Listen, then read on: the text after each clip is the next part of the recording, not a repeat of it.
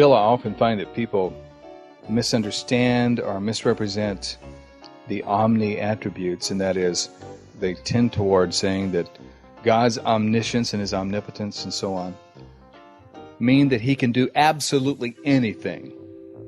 Even logical impossibilities is what it is. You know, if your God can do absolutely anything, well then He didn't have to put Jesus on the cross and so on. Now, what do we point out in that? Well, I think we point out that that's a faulty definition of omnipotence. Omnipotence doesn't mean the ability to do the logically impossible. God can do all things, but in one sense, to make a square circle or a married bachelor is not a thing. There is no such thing. Those are just logically contradictory combinations of words. And so God cannot act contrary to His own nature. He cannot sin. He cannot be unholy. He cannot be unloving. God has to act consistently with His own essence.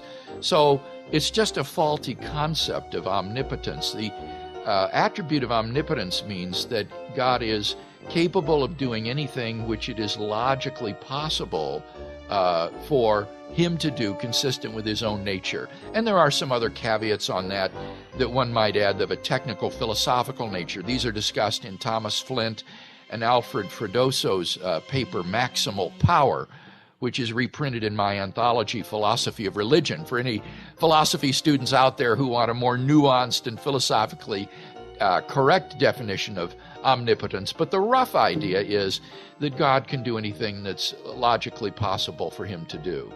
We need to get that definition straight in the Christian world and also in the skeptical world, so that we're not talking past each other when we're talking about that.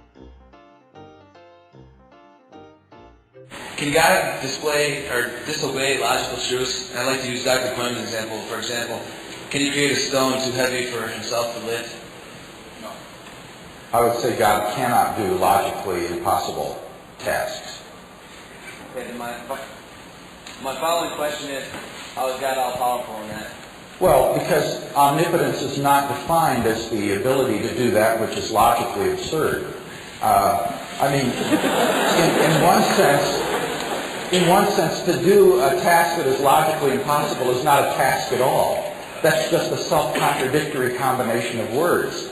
So that it's no inhibition of omnipotence to say that God cannot do what is logically impossible. And that's the way most theists historically have always understood it. Now, of course, on the other hand, if you say, well, God can do the logically impossible, then there's no problem. Then He can make a stone too heavy for Him to lift, and then He can lift it. And if you say, well, but that's logically contradictory, well, all right, He can do the logically impossible. So,